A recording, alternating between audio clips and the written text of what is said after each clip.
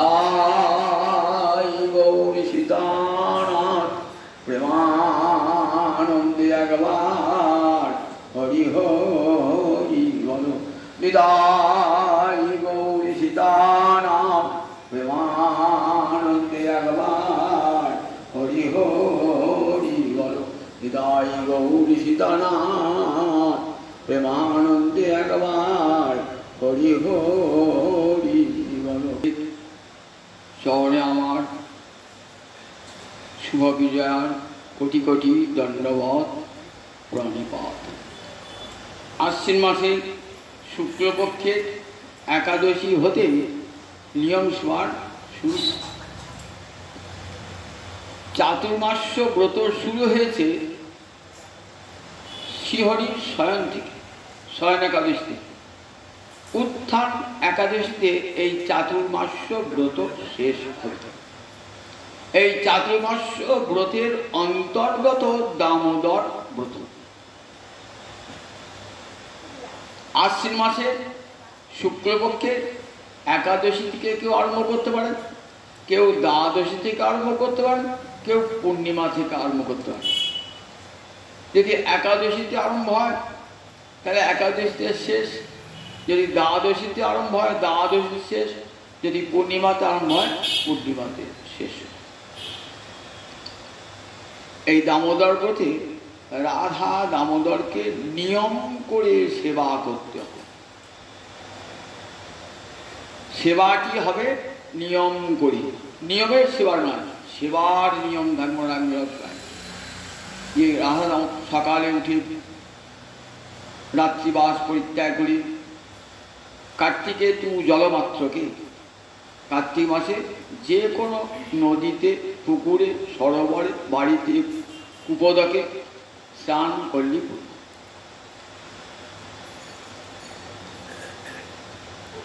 স্নান করে শ্রীহরিকে জাগানো, মঙ্গল আরতি, ভগবানের ভোগ নিবেদন, তারপরে হরিকথা পরিবেশন এবং সারাটি দিন নিয়ম করে থাকা। একটা নিয়ম অন্ত পালন করতে হবে। যদি আহারের নিয়মটা কলিকালে অনেকের পক্ষে সম্ভব হয় না, কারণ কলিকালে অধিকাংশ মানুষই রোগ পীড়িত,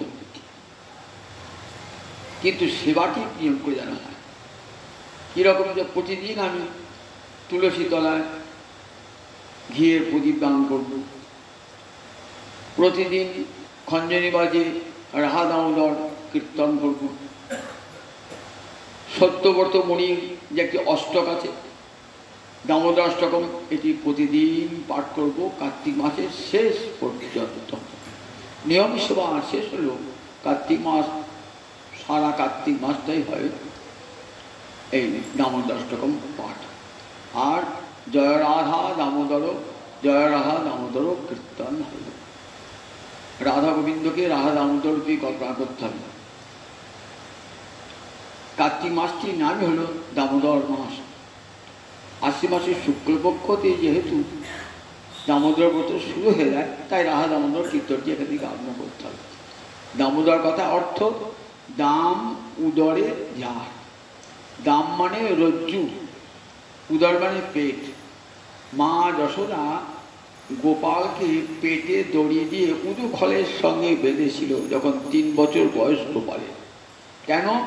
দণ্ড দিয়েছিল, দধি ভাণ্ড ভেঙেছিল বলে শ্রীমদ্ ভাগবতে সেই দামবন্ধ লীলা সুখদেব বর্ণনা করেছে। যে ভগবানকে বেদ বলেছেন স্পর্শ করা যায় না, যেখানে বাক্য যেতে পারে না, মন যেতে পারে না, তপস্যাই ঋতন মন, যোগীদের ঋষিদের তপস্যা প্রেরিত মন যাকে স্পর্শ করতে পারে না, সেই ভগবান তো ধরা দূরের কথা, তাকে স্পর্শ করা একটু কত কষ্ট বলুন দেখি। হাজার হাজার বছর ধরে একটা যোগী তপস্যা করছে, মুনি তপস্যা করছে, তা তো তপস্যা একটা ফল আছে। মনটা কত শুদ্ধ হয়ে গেছে বলুন দেখি একবার। কিন্তু সেই মনও ওই গোবিন্দের কাছে যেতে পারে না। সুখদেব বলছে, মহারাজ তপস্যাই ঋতঙ্গ মন, তপস্যার দ্বারা মুনিরা যে মনকে গোবিন্দের কাছে পাঠিয়ে দেন, সেই মনটাও যেতে পারে না গোবিন্দের কাছে। আর সেই গোবিন্দকে মা যশোদা শুধু ধরেছেন নয়, বেঁধে রেখে দিয়েছেন একটা উঁচু খলেশ্বর, যার ভয়ে সূর্য কাঁপে, যম কাঁপে, ইন্দ্র কাঁপে, বরুণ কাঁপে, দণ্ডদাতা যম কাঁপে। আর সেই ভগবান দধিভাণ্ড ভেঙেছেন বলে, মায়ের কাছে দণ্ড পাবেন বলে ভয়ে কাঁদছেন। রুদন্তমোহ নেত্র যুগ্ম, দেখবেন সবই বলা আছে। রুদন্তম মানে কাঁদছেন। কি করছেন? বৃজন্তম, চোখ মুচ্ছে, করম ভোজ যুগ্ম, দুটি করকমল দিয়ে চোখ মুচ্ছে। মা মারবে তো, চোখ দিয়ে জল বেরোচ্ছে, কাজল মেখেছে, মা পড়েছেন, যখন কাঁদছেন চোখ দুটো ঘষছেন, মুখটা কেমন হয়েছে? একবারে কাজল মাখা, একে তো কালো রং, আমার কাছে কালো। সত্যব্রত মণি বলছেন, তোমার ওই রূপটাই আমার হৃদয়ে যেন চিরকাল থাকে। আমি স্বর্গ চাই না, আমি মুক্তি চাই না, ভক্তি চাই না, যুগ যুগ ধরে যেন তোমার এই মুখ ওই দামে বাঁধা, মা যশোদার অঙ্গনে বাঁধা ওই ছোট্ট গোপালটি আমার হৃদয়ে চিরকাল। কেন থাকবো? বলছেন বাঁধা থাকলে কি হবে? আমার মতন বন্ধনগ্রস্ত লোকের কথা মনে পড়িবে। আমার বিপদের দিকে আপনি মজা দেখছেন তো, এবার আপনার যখন বিপদ হয়েছে তখন আমি উপলব্ধি করতে পারবেন যে সত্যি ওই লোকটা আমার মতন বিপদ হয়েছে। গোবিন্দ সবাইকে মায়ার বন্ধনে বেরিয়ে দিয়েছেন, দেখছেন মায়ার বন্ধনে বেঁধে দেওয়ার কি হচ্ছে, চরকির মতন ঘুরপাক দিচ্ছে। একবার জন্ম, একবার মৃত্যু, একবার জন্ম, একবার মৃত্যু, মায়ার বন্ধনে বেঁধে দিয়ে কলুর বলদের মতন ঘোরাচ্ছে অনন্তকুল ব্রহ্মাণ্ড। ঠাকুর দেখো বন্ধনের জ্বালাটা একবার কেমন দেখো। তুমি তো আমাকে বেঁধেছ, এইবার দেখো তোমার মা বেঁধেছে, তোমার খেলাধুলার সাজ বন্ধ হয়ে গেছে সব। তাই বন্ধনে যন্ত্রণা বুঝবো, কিন্তু মনে রাখবেন গোপালের বন্ধন আমার বন্ধন দুটো সব। শুধু লীলা রসিকেরা অনেক ধ্যান করেছে গোপালের বন্ধন আমার, গোপালকে বন্ধন করা যায়। জগতের কোনো মায়া গোপালকে বন্ধন করতে পারে না। তাহলে গোপালকে বন্ধন করে কে? না মা যশোদার বাৎসল্য রস। ভক্ত পারেন প্রেমে ভগবানকে বাঁধতে, অধরা ভগবানকে ধরতে পারেন একমাত্র বাৎসল্য রসময়ী মা। ভক্ত পারে ভগবানকে। বলছেন যোগী তুমি পারবে না কোনোদিন, জ্ঞানী তুমি পারবে না, মুনি ঋষি কোনোদিনই পারবে না। দেখো একটা ব্রজের গোয়ালিনী, ও যোগ করতে পারে, ও ধ্যান করতে পারে, ও তপস্যা করে, সে তো একটা ব্রজের গোয়ালিনী, সে তো দুধ ঘি মাখন তৈরি করে। সুখদেব যেন কটাক্ষ করছেন, ওহে মুনি কত অহংকার তোমার, আমি 1000 বছর তপস্যা করেছি, আমি 1000 বছর ধ্যান করেছি, সব সংসার ত্যাগ করে দিয়ে, আর দেখো তাও ভগবানকে ছুতে তো পাবেই না, তোমার মনটা পোষাতে পারেনি। আর দেখো ভোজের গোয়ালিনী, তার যোগও নাই, তার জ্ঞানও নাই, তার ধ্যানও নাই, তার তপস্যাও নাই, তোমার মতন শৌচ সংস্কারও নাই, কানে পৈতেও নাই। কেমন করে গোপালকে বেঁধেছে দেখো, পারবে এমন করে ভগবানকে মানতে? মা যশোদা আজ কি লাভ করেছেন? বললেন ব্রহ্মাদি দেবগণ পর্যন্ত সেই কৃপা লাভ করতে পারেন না। দেখেছেন একমাত্র বাৎসল্য রজ্জু দিয়ে, প্রেম রজ্জু দিয়ে ভগবানকে বাধা যায়। এই দামবন্ধন লীলাটির মধ্যে দিয়ে ভগবান কি শিক্ষা দিলেন? ওই জগতের জীব, আমাকে যদি বাঁধতে চাও তাহলে প্রেমের দড়ি তৈরি করো, তাহলে আমি তোমার হৃদয় অঙ্গনে চিরকাল বাঁধা থাকবো। মা যশোদার উঠানে যেমন বাঁধা আছি, তোমার হৃদয় উঠানে আমি বাঁধা থাকবো। এটি স্মরণ করা হয় এই রাধা দামোদর ব্রততে। ভক্ত নয়ন জলে মুখ ভাসিয়ে স্মরণ করেন সব সময়। নিয়ম করে প্রতিদিন দামোদরাষ্টকম পাঠ, প্রতিদিন জয় রাহা দামোদর কীর্তন, আর মনে মনে অনুধ্যান করা মা যশোদার অঙ্গনে গোপাল বাঁধা রয়েছে, উদু ফলের সঙ্গে গোপাল বাঁধা রয়েছে। চোখ দিয়ে জল পড়ছে, গোপালের কাঁদছে, মা আমাকে বেঁধো না, মা আমাকে বেরো না বলে। হাতে মাথা লাঠি আছে, ছেলেকে দণ্ড করবে, নিজের ছেলেকে দণ্ডদান করবেন না। সব মায়ের তো অধিকার আছে, নিজের ছেলেকে দণ্ডদান করবার, তার মায়ের অধিকার, মা অধিকার ছাড়বেন না। কে বলছি? ভগবান। তুই তো আমার পেটের ছেলে রে, পেটের ছেলে, ভগবান কিসের? এতখানি মায়ের দাবি। সুখদেব বলছেন দেখো মা যশোদার কেমন দাবি, গোপাল আমার পেটের ছেলে। না না, ও নারায়ণ নয়, আমি গুরুর আশীর্বাদে, নারায়ণের আশীর্বাদে গোপালকে পেয়েছি। কতখানি ভালোবাসার জোর বলুন দেখি একবার। সেটি ধ্যান করতে হয় এই দামোদর মাসে, পূর্ণ দামোদর মাস। প্রতিদিন বসে বসে কিছু পড়বার না পড়ুন, শ্রীমদ্ হরিকথা ভাগবত সংবেদ্যা, ভক্তগণকে সঙ্গে নিয়ে হরিকথা গোপালের লীলা শ্রবণ করুন। যদি বক্তা না থাকে বাড়িতে বসে পড়ুন। প্রতিদিন এক অধ্যায় গীতা কি মহাভারতে একটা পর্ব পড়লাম, রামায়ণে একটা পর্ব পড়লাম, এমনি করে একটি নিয়ম করে একটি শাস্ত্র অধ্যয়ন এই একটি মাস ধরে করবেন প্রত্যেক। আজ এই আশ্বিন মাসের শুক্লপক্ষে দ্বাদশী তিথি, এই তিথিটি কিন্তু খুব গুরুত্বপূর্ণ। আজকে 3 গোসাইয়ের তিরোভাবক দিবস। কে কে? 6 গোসাইয়ের মধ্যে 3 গোসাই কে কে? রঘুনাথ দাস গোস্বামী, রঘুনাথ ভট্ট আর কৃষ্ণদাস কবিরাজ। 6 গোসাইয়ের মধ্যে না হলো 8 গোসাইয়ের মধ্যে পড়ে কৃষ্ণদাস কবিরাজ। এই 3 জনের তিরোভাব তিথি আজ। স্থানীয় কৃষ্ণদাস কবিরাজ কোথায় আজ উৎসব হচ্ছে বলুন দেখি? ঝামরপুর বহরানে উৎসব হচ্ছে। কেন উৎসব তো মনে রাখবে যে কেন উৎসব হচ্ছে ঝামরপুর বহরানে? আজ কৃষ্ণদাস কবিরাজের তিরোভাব তিথি। কে ছিল এই কৃষ্ণদাস কবিরাজ?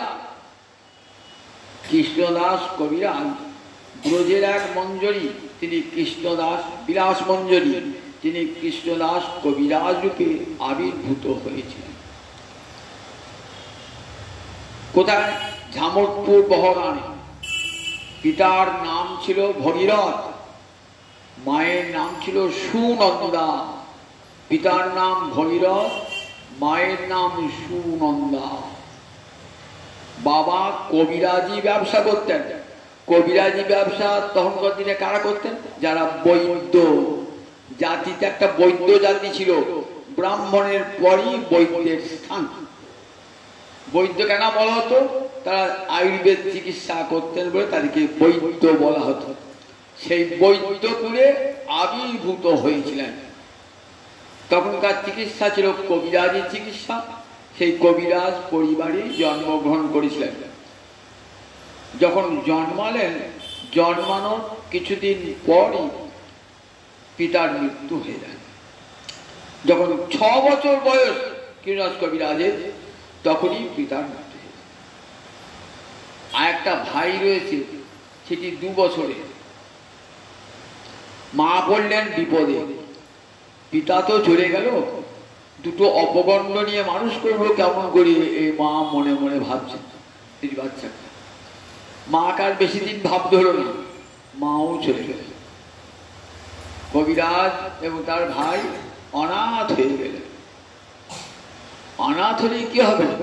জগতের নাথ তো দেখছে যে যতই অনাথ হোক একজন তো নাথ আছে জগতে। আবার নাথকে একমাত্র ভগবান শ্রীহরিনাথ।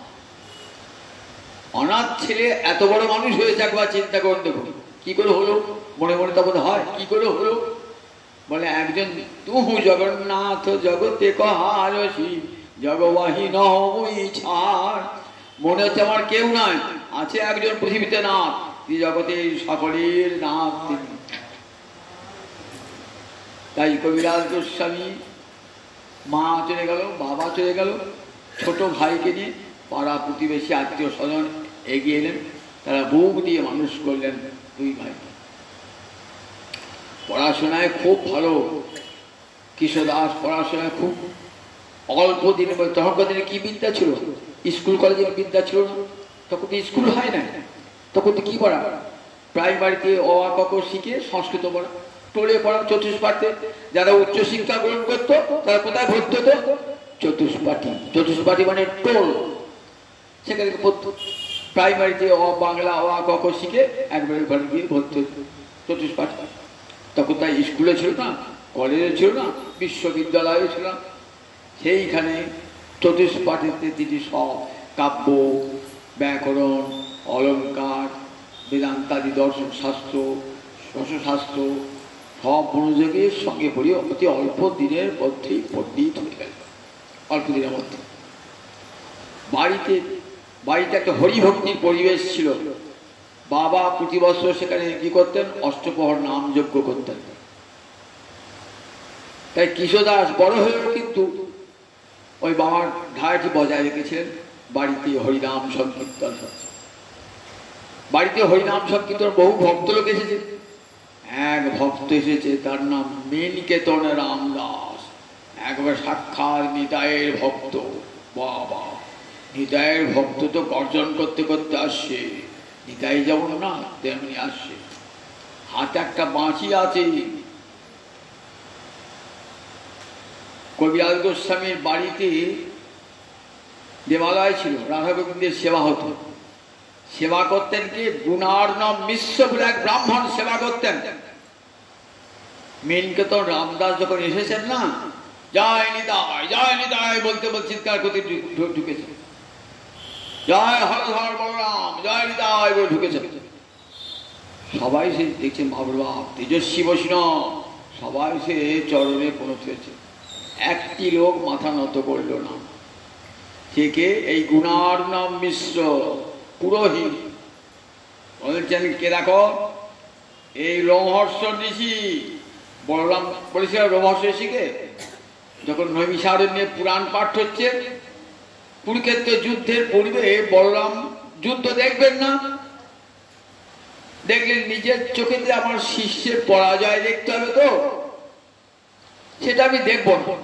জগতের কোন গুরুদেব চান তার শিষ্যের অধোগতি দর্শন করতে?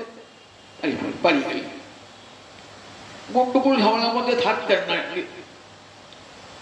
গোবিন্দ যত জটিলতার মধ্যে থাকতেন, আর বলভদ্র বলরাম মানে উল্টো, ও সব সাথে পাতে নাই। বলরাম বলে দেখো কি তুমি, আমি ওসবের মধ্যে নাই।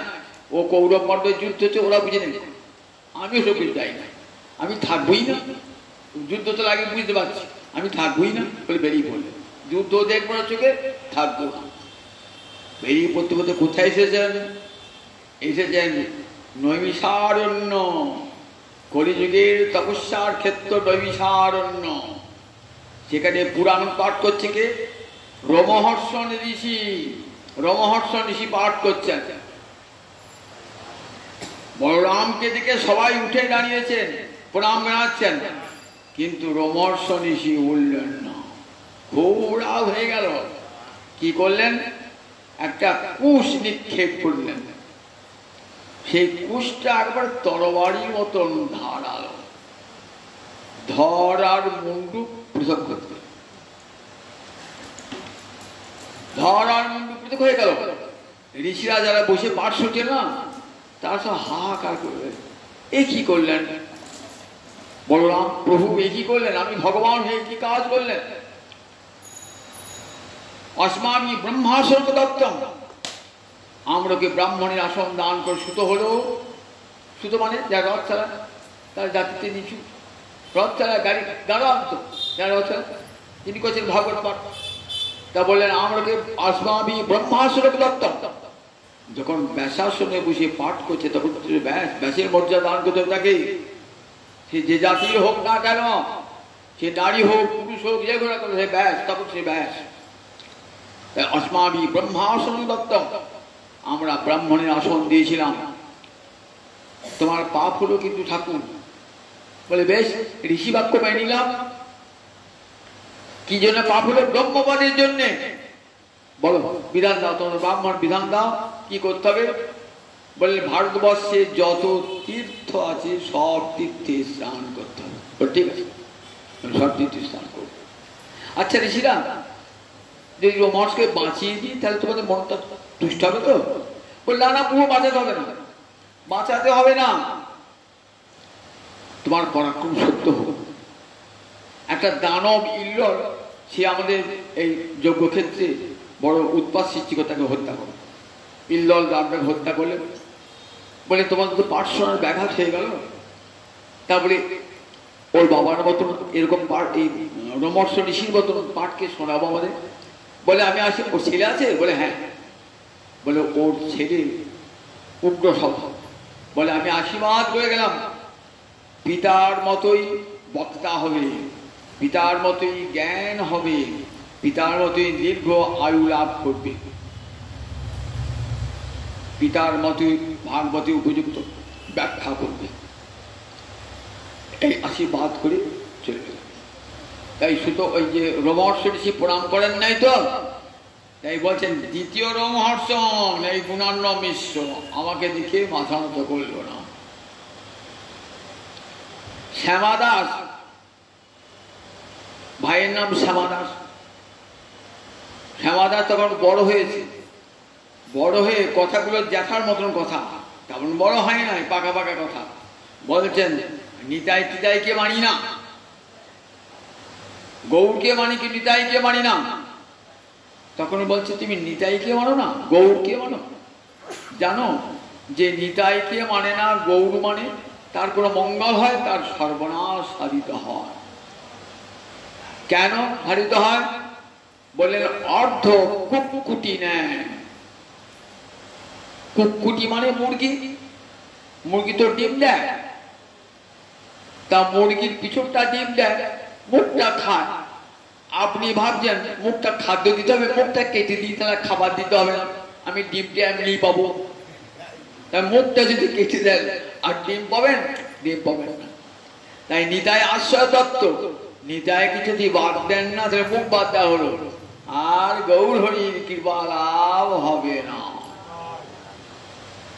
নিতাইয়ের করুণা হবে, ব্রজে রাধা মাধব পাবে, নিতাই পদ সদা করয়াস। নিতাই চাঁদের চরণ স্মরণ না করলে পরে কখনো গোবিন্দ পাওয়া যায় না, গৌর পাওয়া যায় না। নিতাই চরণ যে স্মরণ করে না, সে গৌরও পাবে না, আর আধমাধব পাবে না। এমন করে গৌর হরি ভজন রাধা ভজন আমরা করতে পারতাম যদি নিতাই চাঁদ না এসে সবাইকে অধিকার না দিতেন। আমাদের কি অধিকার, কি যোগ্যতা ছিল? গৌর হরিকে, গোবিন্দকে সেবা করবার অধিকার ছিল আমাদের? ছিল না। আমার নিতাই চাঁদ করুণার ঠাকুর বলেন, যাও নিতাই, জগৎজীবের দাঁড়ে দাঁড়িয়ে গিয়ে হরিনাম দাও। আমার নাম বিশ্বম্ভর, বিশ্বকে নামে এবং প্রেমে ভরে দেব। এই জন্যে আমি পৃথিবীতে এসেছিলাম, কিন্তু আমার তো সে বাঞ্ছা পূর্ণ হলো না। আমি সন্ন্যাস গ্রহণ করে মুনি ধর্ম পালন করে রয়ে গেলাম নীলাচলে। দাঁড়ে দাঁড়িয়ে, নরে নরে, ঘরে ঘরে কে হরিনাম দেবে? তুমি তো আমার দ্বিতীয় কলেবর, তুমি জগৎজীবের দাঁড়ে দাঁড়িয়ে গিয়ে এই হরিনাম দেবে। নিতাই আমার এলেন গৌর হরির আদেশ পালন করি। অক্রোধ পরমানন্দ নিত্যানন্দ রায়, আমার অভিমান শূন্য নিতাই নগরে বেড়ায়। যারে দেখে তারে কহে দন্তে তৃণ ধরি, আমারে কি নিয়াল একবারে বলো গৌর হরি। নিতাই আমার ক্ষণে হাসি, ক্ষণে গায়, ক্ষণে মূঢ়ছায়, সোনার পর্বত যেন ধুলাতে লুটায়। একবারে গৌর হরি বল রে, তোদের হাতে ধরি পায়ে পড়ি একবার, একবারে গৌর হরি বল রে, তোদের হাতে ধরি পায়ে পড়ি একবার গৌর হরি বল রে। নিতাই আমার জাতির বিচার করে না, নারী পুরুষ বিচার করে না। মহাপ্রভু সন্ন্যাসী ছিলেন তো, নারীরা এসে পুরুষ সঙ্গে কীর্তন করো, এটা মহাপ্রভু বাঞ্ছা ছিল না। নিতাই বলেন, ঠাকুর তুমি ফিরে যাও, তোমাকে করুণা করতে হবে না। তাহলে পৃথিবীর শুধু পুরুষেরা তোমার করুণা পাবে, মেয়েরা পাবে না? পৃথিবীর অর্ধেক নারী অর্ধেক পুরুষ, তাহলে অর্ধেক তো তোমার ভজন করবে না প্রভু। বলে, নিতাই তুমি যা করবে তাই হবে, তুমি যা করবে তাই হবে। সকলকে দিলেন সমান অধিকার, জাতি বিচার নাই, নারী পুরুষ নয়, সকলকে। কি বলেন? ভজ গৌরাঙ্গ কহ গৌরাঙ্গ লহ গৌরাঙ্গের নাম রে, আমার যে জনা গৌরাঙ্গ ভজে সে হয় আমার প্রাণ রে। বাংলার নগরী নগরী গ্রামে গ্রামে সর্বত্র আমার নিতাই চান, যাকেই পেয়েছেন সকলকে কৃপা করেছেন। রমণী যারা দেহ ব্যবসায় করে, সমাজে যারা অচ্ছুত, যে নারী ঘৃণ্য, সমাজে যার মুখ দর্শন করে না, নিতাই চান করে শেখানো গিয়েছে। তুই হরি বললি শুদ্ধ হয়ে যাবি। হরি বল, কে বলেছে? তুই মা তো জানিস, তুই জগতে মায়ের অংশ সম্ভূতা, তুই তো রাধারানীর অংশ। কে বলেছ তুই অপবিত্র? একবার তিলক কেটে বল, হরে কৃষ্ণ কৃষ্ণ কৃষ্ণ হরে হরে, হরে রাম রাম রাম হরে হরে। বলুন দেখি অধিকার কে দিয়েছে? আমি জাতিতে হাঁড়ি, আমি জাতিতে মুড়ি। কে বলে তুই জাতিতে হাঁড়ি, জাতিতে মুড়ি?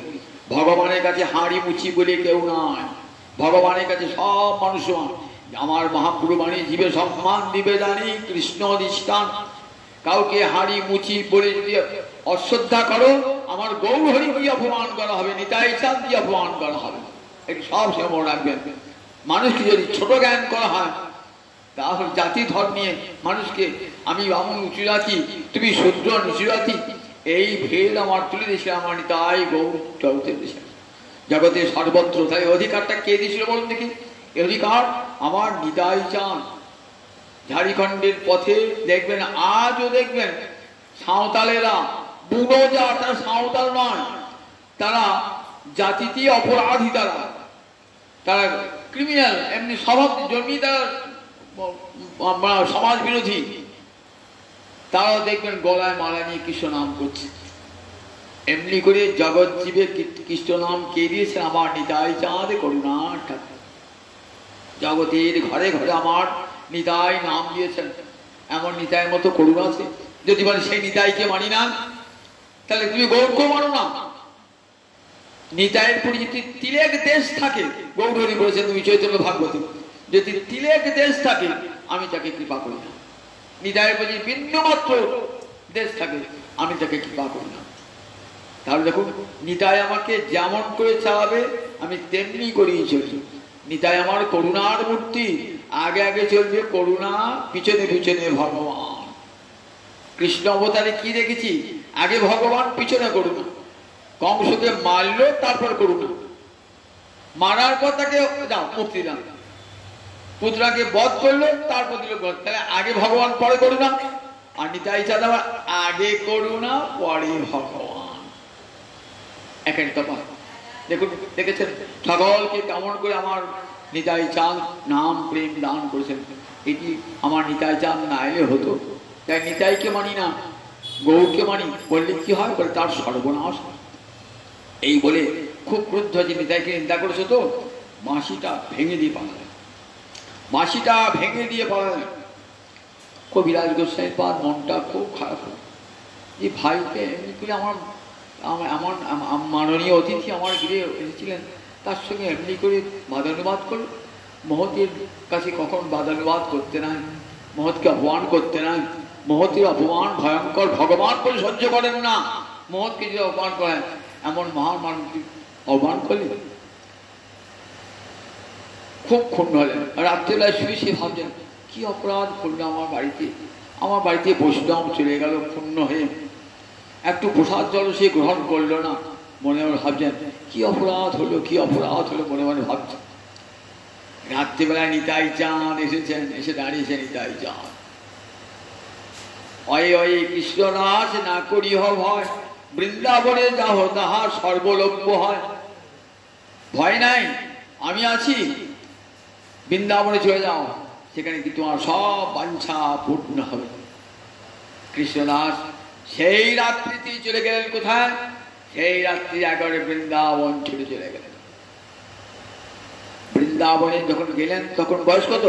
20-22 যুবক। বৃন্দাবনে যখন গেলেন তখন রূপ রূপ সব 6 গোস্বামী বিদ্যমান। 6 গোস্বামী, এই 6 গোসাই আমার শিক্ষা গুরু বলেছে, চৈতন্য চৈতন্য বলেছেন, এই 6 গোসাই আমার শিক্ষা গুরু। শিক্ষা গ্রহণ করলেন। একে তো পড়াশোনায় ভালো ছিলেন, সব পরিসর গিয়েছিলেন, ওখানে ভক্তি শাস্ত্র পড়াশোনা করলেন।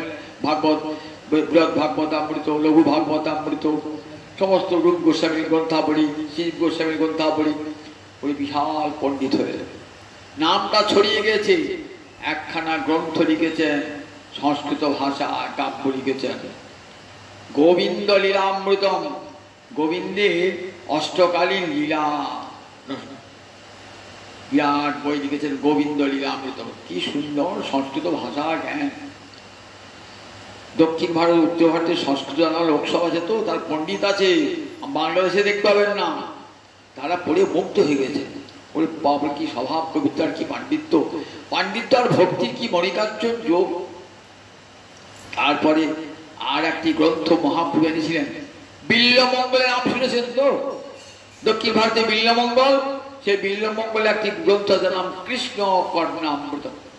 কৃষ্ণ কর্ণামৃতম, সেই কৃষ্ণ কর্ণামৃতম গ্রন্থটি শ্লোকগুলি ছিল, কিন্তু ব্যাখ্যাটি সুন্দর ব্যাখ্যা ছিল। সেটি একটি ব্যাখ্যা দিলেন, সারঙ্গ রঙ্গদা ব্যাখ্যা দান করেন। সারঙ্গ রঙ্গদা ব্যাখ্যা এটি আছে অপূর্ব হলো না, গুণীজনের মনকে আকর্ষণ করে। চৈতন্য লীলা এই সময় কে পাঠ করতেন? বৃন্দাবনে গোবিন্দ মন্দিরে তিনি প্রধান পুরোহিত। হরিদাস পণ্ডিত পাঠ করতেন। এই সময় কি করতেন? প্রতিদিন চৈতন্য ভাগবত। কে লিখেছিলেন চৈতন্য ভাগবত? কে লিখেছিলেন চৈতন্য ভাগবত? বৃন্দাবন দাস ঠাকুর, দেনুরের বৃন্দাবন দাস প্রথম বাংলা ভাষায় চৈতন্য চরিত। তার আগে সব সংস্কৃত ভাষা। মুরারি গুপ্তের চৈতন্য চৈতামৃতম সংস্কৃত ভাষায় লেখা। কবি কর্ণপুরের চৈতন্য চন্দ্রোদয় নাটক কি ভাষায় লেখা? সংস্কৃত ভাষায় লেখা। এগুলো সংস্কৃত ভাষায় লেখা। কবি কর্ণপুরের চৈতন্য চৈতামৃতম মহাকাব্য সংস্কৃত ভাষায় লেখা, বাংলা ভাষায় তো নাই। বাংলা ভাষায় চৈতন্য চরিত জানবার আগ্রহ হবে না? যেমন রামায়ণ মহাভারত জানবার আগ্রহ হয়েছিল বলে কাশিদাস মহাভারতকে করলেন বাংলা, কীর্তিবাস রামায়ণকে করলেন বাংলা ভাষা। তেমনি চৈতন্য চরিত জানবার জন্য বাঙালির বড় আগ্রহ, কিন্তু সংস্কৃত ভাষায় বই।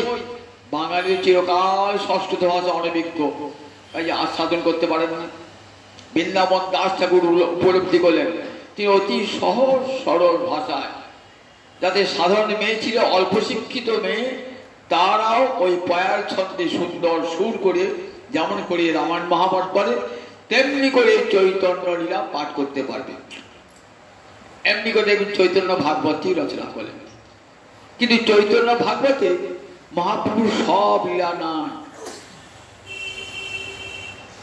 বিশেষ করে মহাপ্রভুর অন্তলীলা, অন্তিম লীলা, যেখানে রাধা ভাবে বিভাবিত হয়ে লীলা করছেন, যেখানে রাধানী ভাবকান্তি অঙ্গীকার করে এসেছেন। তো যদি গৌরাঙ্গ না হতো কেমন হইত, কেমনে ধরিতাম দে আমার শিরাধার মহিমা, রস সিন্ধু সীমা জগতে জানা তোকে, মধুর বৃন্দা বিপিন মাধুরী প্রবেশ চাতুরী সার। আমার বড় যুবতী ভাবের আরতি সকতি হইত কার। রাধারানী কি বস্তু জানতে পারতাম? এটা আমার মহাপ্রভু নাচ, জানতে পারতাম না। বিরাট কাঞ্চন বসে বসে, ঠিক যেমন আমরা ভাগবতের ভগবত গীতায় দেখতে পাই, রাধানী কৃষ্ণ বিরহে কাঞ্চন পাগলিনী উন্মাদিনী রায় উন্মাদিনী। আমরা মহাপ্রভুদের উন্মাদ রাধানী ভাব কাঁদিয়ে এসছেন তো দিন রাত কাছে, কাহা দেবে কৃষ্ণ পাই, কাহা যাও কাহা পাও সৌপুরই বদন, ওগো স্বরূপ দামোদর, ওগো নামরায় বলে দাও বলে দাও, কোথায় গেলে কৃষ্ণ পাবো বলে দাও বলে দাও, ওগো স্বরূপ রামে রায় বলে দাও বলে দাও, কোথায় গেলে কৃষ্ণ পাবো বলে দাও বলে দাও। কৃষ্ণের বিরহে আমার বুক ফেটে যাচ্ছে, বলো কোথায় গেলে, কাহা যাও কাহা পাও সবুরাই বদন। একবার জড়িয়ে ধরছেন সর্বদামোদরের গলা, একবার রামরায়ের গলা, ঠিক যেন রাধারানী ললিতার গলা জড়িয়ে ধরে কাঁদছেন, বিশাখার গলা জড়িয়ে ধরে কাঁদছেন। ওরে সখী কোথায় গেলে কৃষ্ণ বাবু, কনন্দ কুল চন্দ্রমা কমন্দ মুরলী রব, কনন্দ কুল চন্দ্রমা কোণে আকাশে উদয় হলো, ব্রজপুরে চন্দ্র রাজি কোন আকাশে উদয় হলো। এই সাধের ব্রজ রাধারে করে কোণে আকাশে উদয় হলো। ওরে বলে বলি হলো নিতা, বলে বলি অবিশাখা, এই সাধের ব্রজ আধারে করে নন্দপুর চন্দ্র কোথায় উদিত হলো। কমন্দ্র মুরলী রব, আর কি বাঁশি শুনবো না রে, আর কি বাঁশি শুনবো না রে, সেই যমুনা তুলে নিবহুরে, আর কি বাঁশি বাজবে না রে। এমনি করে আধারে কাঁদছেন আপনে কুঞ্জে, একবার ললিতার গলা জড়িয়ে ধরে, একবার বিশাখার গলা জড়িয়ে, ঠিক তেমনি করে আমার মহাপুরু সর্বদামোদর রামরায়ের গলা ধরে কাঁদছেন। এই লীলাটি জানবার জন্য বৃন্দাবনে সাধুদের খুব অন্তরে আকুল আকাঙ্ক্ষা সাধুদের, কিন্তু কোথায় পাবেন? মহাপ্রভু অন্তিম লীলা কেউ বর্ণনা করেন নাই। তখন ভাবলেন কে জানতে পারে অন্তিম লীলা? ভাবলেন জানতে পারে একমাত্র কৃষ্ণদাস কবিরাজ। কি করে জানতেন কৃষ্ণ কবিরাজ? রাধা কুণ্ডের তীরে থাকতেন রঘুনাথ দাস গোস্বামী, আর যার তিরোভাব রঘুনাথ দাস গোস্বামী। রঘুনাথ দাস গোস্বামী কোথায় ছিলেন? নীলাচলে ছিলেন, স্বরূপে রঘুনাথ সব জানতেন, সব দেখেছেন ওই মহাপ্রভুর উন্মাদ লীলা। মহাপ্রভু অপ্রকট হওয়ার পর রঘুনাথ পাগল হয়ে ছুটে চলে গেলেন বৃন্দাবনে।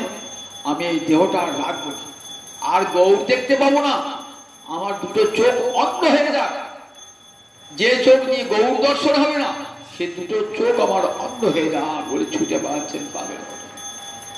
এই গোবর্ধন পর্বত থেকে ঝাঁপ মেরে প্রাণ পরিত্যাগ করবে। ঠিক এমন সময়তে এসে রূপা সনাতন হাত দুটো ধরে দিয়েছে, রঘুনাথ তুমি প্রাণ পরিত্যাগ করবে? দেহটা তো গোবিন্দ চরণ দিয়েছ, এই দেহের উপর তোমার কোনো অধিকার আছে? আর তোমার অধিকার নাই, দেহটা তো গোবিন্দ গৌরহরিকে দিয়ে দিয়েছ। সুতরাং দেখো দেহত্যাগে কৃষ্ণ পাওয়া যায় না, চলো দিয়ে গেলে বলে তুমি এই কবিরা এই রঘুনাথ দাস গোস্বামী কোথায় নিয়ে গেলেন? রাধাকুণ্ডে দিলে ভজন করো।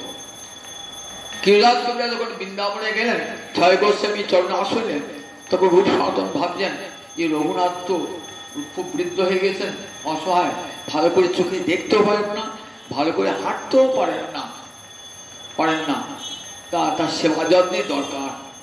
বলেন শোনো কবিরাজ, তুমি কি করবে? কৃষ্ণদাস তুমি তার সেবা করবে, মহৎ এসে বলবা আমি ভালো কাজ পেলাম বৃন্দাবনে এসে রঘুনাথ দাস গোস্বামীর সেবা করতেন, অন্ত হয়ে গেছিলেন, কিন্তু সুর করে করে মহাপুরুষ সেই লীলাগুলি সব বর্ণনা করতেন।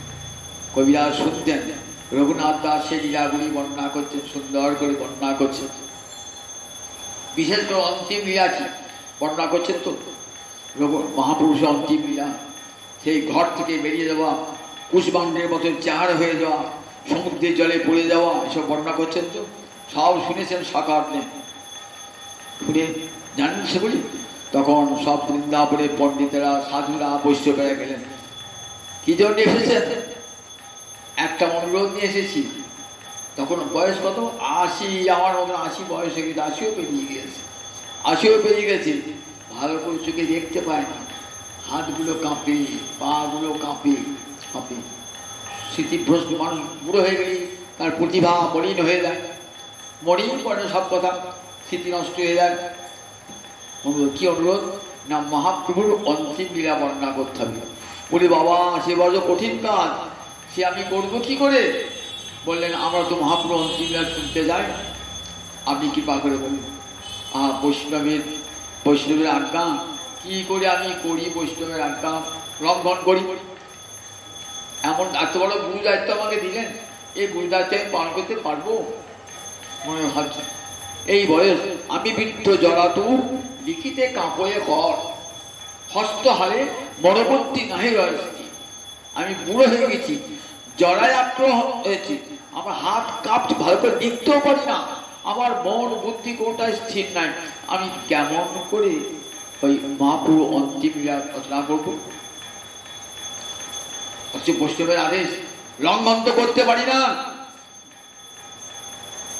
কাছে মদন মোহনের মন্দির, সনাতন সাথে সেই মদন মোহনের মন্দিরে গিয়ে ধান্য দেবেন, হে মদন মোহন, আমাকে শক্তি দাও প্রভু, বৈষ্ণবের আদেশ লঙ্ঘন করবো কি করে, শক্তি দাও বলে ওই মদন মোহন মন্দিরে বসে মদন মোহনকে আকুল সাই লাগছে।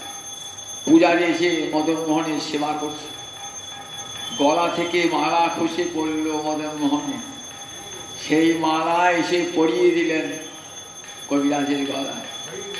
মদন মোহনের আজ্ঞা হয়েছে, তোমার বাঞ্ছা পূর্ণ হবে। মদন মোহনের আজ্ঞা হয়েছে নয়, তাই বলছেন এই গ্রন্থ লিখাই বলে মদন মোহন, আমার লিখন যেন সুখের পঠন। দেখুন চৈতন্য চৈতামিতে বলছে, এই গ্রন্থ লিখায় বলে মদন মোহন, আমার লিখন যেন সুখের পঠন। ওইখানে বসে আরম্ভ করলেন, বন্দে শ্রীকৃষ্ণ চৈতন্য নিত্যানন্দ সৌরিত। ওইখানে বসে মঙ্গলাচরণের শ্লোক লিখতে আরম্ভ করলেন। 10টি বছর প্রায় সময় লেগেছিল এই গ্রন্থ রচনা করতে। কখনো কখনো লিখতে লিখতে হাত ব্যথা করছে, আর লিখতে পারছেন না। কখনো কখনো অনেকক্ষণ চিন্তা করতে হচ্ছে, এই জন্যে 10টি বছর লাগলো। জ্যৈষ্ঠ মাসের 1615 খ্রিস্টাব্দে জ্যৈষ্ঠ মাসে কৃষ্ণপক্ষের পঞ্চমী তিথিতে এই গ্রন্থ লেখা শেষ হল। জগৎবাসীকে, বিশ্ববাসীকে উপহার দিয়ে গেলেন চৈতন্য চৈতামৃত। গীয়তাং মুদা শ্রোতাং নিত্যং চৈতন্য চৈতামৃতম। বলেন দেখো, গান করো চৈতন্য চৈতামৃত, প্রাণ ভরে আস্বাদন করো। একসঙ্গে কি আছে? এথা গৌরচন্দ্র পাবো, এথা কৃষ্ণচন্দ্র। গৌরলীলা আর কৃষ্ণলীলা মেশামেশি করে লিখেছে। গৌর গোবিন্দ লীলা, গৌর গোবিন্দ লীলা শুনিতে গলয়ে শিলা, যেহ কইলা চৈতন্য চরি, কৃষ্ণদাস কবিরাজ রসিক ভক্ত মাঝ, যেহ কইলা চৈতন্য চরিত। গৌর গোবিন্দ লীলা শুনিতে গলয়ে শিলা, তাহাতে না হইল মরছি। নট ঠাকুর বলতে গৌর গোবিন্দ লীলা একসঙ্গে বর্ণনা করলেন। গৌর গোবিন্দ লীলা, গৌরলীলা ছাড়া গোবিন্দ লীলা বর্ণনা হয় না। একসঙ্গে গৌরলীলা গোবিন্দ লীলা গৌর গোবিন্দ লীলা শুনিতে গলয়ে শিলা, শিলা বলে যায় তাহাতে না হইল মোর চিত, তাতে আমার চিত্ত হলো না। এমন সুন্দর করে লিখলেন কবিরাজ গোস্বামী পাদ। তিন অমৃতে ভাষাইলা এই তিন ভুবন, তিনটি অমৃত বিশ্ববাসীকে দিয়েছেন। কি কি? একটি চৈতন্য চৈতামৃত, একটি বিল্লমঙ্গলে কৃষ্ণ কর্ণামৃতমে সারঙ্গ রঙ্গদার টিকা, আর একটি গোবিন্দ লীলামৃতম। এই তিন অমৃতে ভাষাইলা এই তিন ভুবন, তিন ভুবনকে ভাসিয়ে গেছে। যারা রসিক জন বুঝিবে রসিক জন, না বুঝিবে মূঢ়। তা লেখা রসিক জন ছাড়া কেউ বুঝতে পারবে না। কাব্য আবার দর্শন ইতিহাস, তিন একসঙ্গে, ইতিহাস কাব্য দর্শন। কতখানি দেখুন পূর্বসূরির প্রতি কত মর্যাদা প্রদান। বৃন্দাবন দাস ঠাকুর বলে দেখো ওরে মূল লোক শোনো চৈতন্য মঙ্গল, যদি মঙ্গল লাভ করতে চাও চৈতন্য মঙ্গল শোনো। দেখো মনুষ্যের চিত্তে দাঁড়িয়ে ঐছে গ্রন্থ ধন্য, বৃন্দাবন দাস বুকি বক্তা শ্রী চৈতন্য। মহৎ হরি তবে মহতের মর্যাদা বুঝি। আমরা কি করি? আমার আগে যে কেউ বলে ও বই ভালো না, আমি জানি যে ঠিক, এই বলি তো নিন্দা করি অপরাধে। মহৎ যারা গুণাগ্রাহী বলে না না আমার চেয়েও ভালো লেগেছে। ওইছে বললেন মনুষ্য নারে ওইছে গ্রন্থ রয়েছে, মানুষ পারে না আমার গ্রন্থ হতে। মানুষ করতে বৃন্দাবন দাস ঠাকুর যা আলোচনা করেছে, বৃন্দাবন দাস সাক্ষাৎ বলেন চৈতন্য লীলার ব্যাস বৃন্দাবন দাস। কৃষ্ণলীলা ভাগবতে বর্ণী আছেন বেদব্যাস, আর চৈতন্য লীলার ব্যাস বৃন্দাবন দাস। কে বলেছেন? আমার চৈতামৃতের কবি কৃষ্ণদাস কবিরাজ। কতখানি সম্মান! যে লীলাগুলি বর্ণনা করেছেন বৃন্দাবন দাস ঠাকুর সেগুলি ছন্ন অমর্যাদা হয়ে বলি, সেই কথাগুলো আর বলেন না।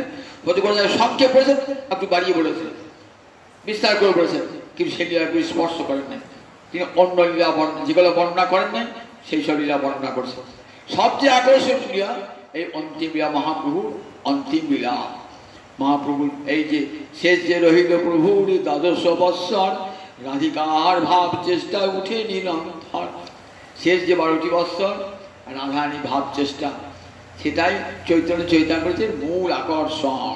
দিব্যন্মা লীলা অন্তলীলা মহাপ্রভু, সেটি কবিরাজ গোস্বামী মহাদান। আর সেই কবিরাজ গোস্বামীর তিরোভাব মহোৎসব, সেই কবিরাজ কবিরাজের চরণে কোটি কোটি প্রণাম জানায়। রঘুনাথ ভট্ট যিনি তপন মিশ্রের পুত্র, মহাপ্রভু কৃপা লাভ করেছিলেন কখন? তপন যখন পূর্ববঙ্গে গিয়েছিলেন তখন তপন মিশ্রের কৃপা পাইছিলেন। বলেছেন যাও তুমি কাশীতে, সেখানে দেখা হবে। কাশীতে গিয়ে থাকতেন, তপন মিশ্রের গিয়ে ভিক্ষা নির্বাহ করতেন। তার ছেলের নাম রঘুনাথ ভট্ট। রঘুনাথ ভট্ট মহাপ্রভু সেবা করেছিলেন। পরে এলেন নীলাচল, বাবু তোমার কাছে থাকবো। বলে না, নিজের বাপ মাকে ছেড়ে দিলাম, যাও বাপ মায়ের সেবা করো। বাপ মায়ের সেবা করি, বাপ মায়ের যখন অন্তর্ধারে আমাকে আসবো। বাপ মায়ের অন্তর্ধারের পরে এলেন, এসে বলে যাও 8 মাস রেখে বৃন্দাবনে চলে যাও, সেখানে গিয়ে রূপ সরাসরির কাছে শিক্ষা করো। সেখানে গিয়ে ভাগবত শিক্ষা করলেন, মধুর কণ্ঠে ভাগবত পাঠ করতেন। কত সুখ সংযোগ করে রঘুনাথ ভট্ট বলছেন, ময়ূর ময়ূরী সুখ সারি তারাও বসে বসে ভাগবত শুনত। রঘুনাথ ভট্ট যখন ভাগবত পাঠ করতেন, কোনো গ্রন্থাদি রচনা করেন নাই, কিন্তু অপূর্ব সুরে ভাগবত পাঠ করতেন রঘুনাথ ভট্ট। আর রঘুনাথ দাস গোস্বামী, এই কথা তো আমরা শোনেন, চিরনদী মহোৎসব যখন প্রতি বছর করি, বড় লোকের ছেলে, রাজার ছেলে বলতে গেলে এক প্রকার। কোথায় বাড়ি ছিল? আদি সপ্তগ্রাম। হিরণ্য দাস আর গোবর্ধন দাসের পুত্র রঘুনাথ দাস গোস্বামী। গোবর্ধন দাসের পুত্র এই রঘুনাথ দাস গোস্বামী। এত বাবার অঢেল ঐশ্বর্য, যৌবন বয়সে বাবা বিয়ে দিলে যাতে সংসারে মন বসে। যার মন গোবিন্দ চরণে, গৌর গোবিন্দ চরণে, ঘরে সুন্দরী পত্নী থাকুক আর অঢেল ঐশ্বর্য থাকুক, তার মনকে বেঁধে রাখা যায় না। পাগল হয়ে ছুটলেন নিতাই চাঁদের করুণা লাভের জন্যে। পানিহাটিতে দণ্ড মহোৎসবে কৃপা লাভ হলো, নিতাই চরণের করুণা পেয়ে চলে গেলেন পুরীধামে, মহাপ্রভুর চরণে পড়ে রইলেন। সেখানে মহাপ্রভু সেখানে দীর্ঘকাল প্রায় 16 বৎসর থাকলেন ওখানে। তারপর চলে গেলেন বৃন্দাবনে। রাধাকুণ্ড দেখুন, রাধাকুণ্ড গেলেই মনে পড়েছে রঘুনাথ দাস গোস্বামীর কথা। নয়ন জলে ভেসেছেন, আর রাধা কুণ্ডেতে হার আধে বলে নয়ন জলে বুক ভাসিয়েছেন রঘুনাথ দাস গোসাই পাদ। কত গ্রন্থ রচনা করেছেন সংস্কৃত ভাষায়, কত স্তব রচনা করেছেন, সুন্দর স্তব রচনা করেছেন। রঘুনাথ দাস মহাপণ্ডিত ছিলেন, বিদ্বান ছিলেন। ছোটবেলাতেই ঠাকুর হরিদাসের কৃপা পেয়েছিলেন। মহতির কৃপা লাভ সেটা ব্যর্থ হয় না, মহতির কৃপা লাভ হয়েছে। মহতির কৃপা লাভে দেখুন তা সংসার বৈরাগ্য, বৃন্দাবনে গমন, সেখানে কি রূপ সনাতনীর চরণ সেবন, এবং সেখানে রাধাকুণ্ডে বসে দিবারাত্র কান্তের নয়ন জলে বুক ভাসিয়ে। আজও দেখবেন যে রাধাকুণ্ড সে সব রঘুনাথ দাস গোস্বামী দান। তখন রাধাকুণ্ড কোনো সরোবর ছিল না, একটা ডোবাও ছিল না, জমি হয়ে গেছিল। মহাপ্রভু গিয়ে করলেন সেই মাঠে ধান চাষ হচ্ছে, সেখানকার মৃত্তিকা নিয়ে তিলকল্প, এটি রাধাকুণ্ড, এটি শ্যামকুণ্ড ছিলেন। এরপরে ওইখানে গিয়ে সেবা করতেন। একদিন এক ব্রজমাই জল নিতে এসেছে, তো এঁটেল মাটি পিছলে পড়ে গেছেন। তখন মনে হা ব্রজমাই বড় আঘাত লাগলো, যদি কোনো ঘাটটা বাঁধি তো ভালো হতো, মনে মনে ভাবছেন। কিন্তু বাবার টাকা তো নেবেন না, বাবার ইচ্ছা, বাবাকে বললি বাবা করিয়ে দেন, বাবাকে বলবেন। দেখুন এক শেঠ যে এসেছেন, কোথায় গেছেন? বদ্রীনারায়ণের মন্দিরে গিয়েছেন, সেখানে মন্দির তৈরি করবেন বলে। রাত্রে সব হচ্ছে নারায়ণ, আমার মন্দির করবার লোক পৃথিবীতে বহু আছে, যাও শেঠজি চলে যাও বৃন্দাবনে গিয়ে রাধা কুণ্ড তৈরি করতে হবে, তুমি করবে। রঘুনাথ দাস গোস্বামীর কাছে চলে যাও। স্বপ্নে সব পেলেন। রঘুনাথ দাস গোস্বামী কোথায়? এক বৃক্ষতলে বসে ঝুঁকড়ি বেঁধে সেখানে রঘুনাথকে, প্রভু আমার টাকা যদি গ্রহণ করেন, আমি নারায়ণের স্বপ্নাদেশ পেয়েছি, বলে টাকা আমি ছুব না, তুমি দাঁড়িয়ে থেকে এই কুণ্ড সংস্কার করে দাও। দাঁড়িয়ে থেকে সেই কুণ্ড সংস্কার করলেন রাধারানী। বিশাল ঐতিহ্যবাহী কুণ্ড, রাধারানী কঙ্কন দিয়ে যে কুণ্ড তৈরি হয়েছিল, সেই কুণ্ড আবিষ্কার করলেন। এই কুণ্ড আবিষ্কার আমাদের রঘুনাথ দাস গোস্বামী মহাদান। এই কুণ্ডের তিনি থাকতেন, দিবারাত্র হার আধে বলে কাঁদতেন, নয়ন জলে বুক ভাসে রাজার ছেলে ধুলায় লুকিয়ে কাঁদতেন রঘুনাথ দাস গোস্বামী। তার তিরুভাব দিবস, তার চরণে কোটি কোটি প্রণাম জানিয়ে জয় নিতাই জয় নিতাই জয় নিতাই। জয় রাধা দামোদর, জয় রাধা দামোদর।